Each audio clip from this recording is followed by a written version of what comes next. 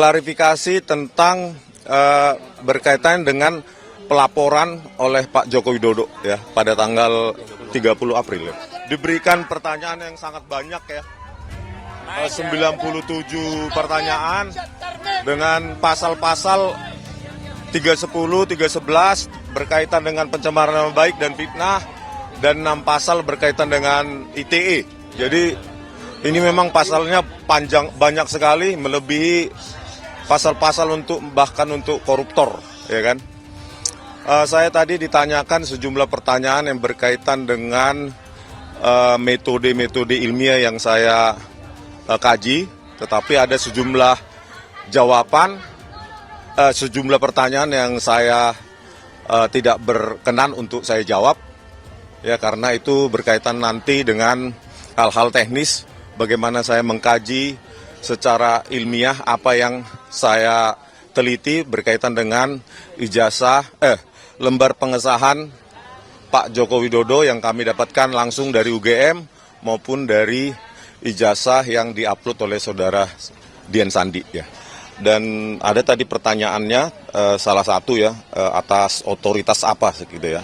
Atas otoritas apa Anda meneliti skripsi dan ijazah Pak Jokowi ya, sebagai seorang peneliti ya, penulis buku ya, maka karena ini berkaitan dengan bidang keilmuan saya sebagai peneliti bebas ya, independen ya, tidak subjektif, tanpa harus memiliki otoritas apapun.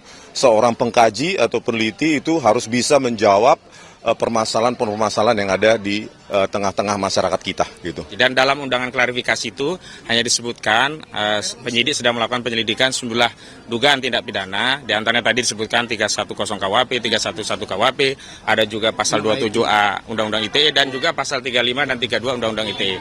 Berkaitan dengan peristiwanya juga belum jelas, hanya disebutkan di 26 Maret 2025 dan juga tidak dijelaskan siapa terlapornya. Hanya memang kalau pelapornya jelas disebut IRH Joko Widodo begitu.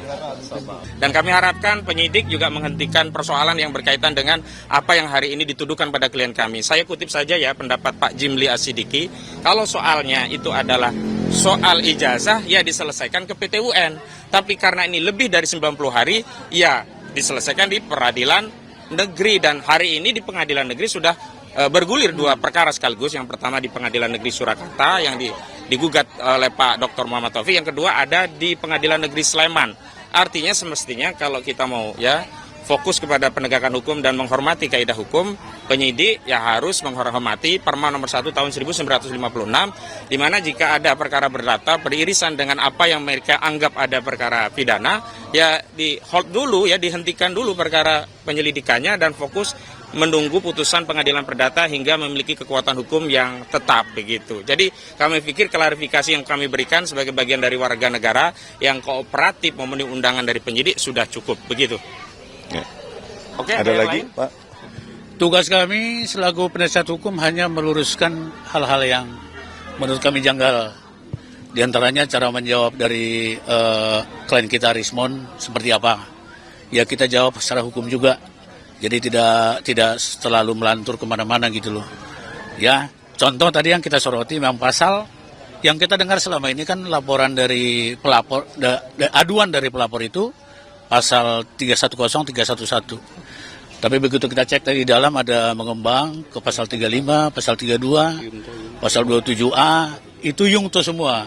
Jadi sepertinya klien kami ini atau yang terhormat Rismond ini sudah dikepung oleh beberapa ayat yang menurut kami tidak seharusnya dilakukan seperti itu.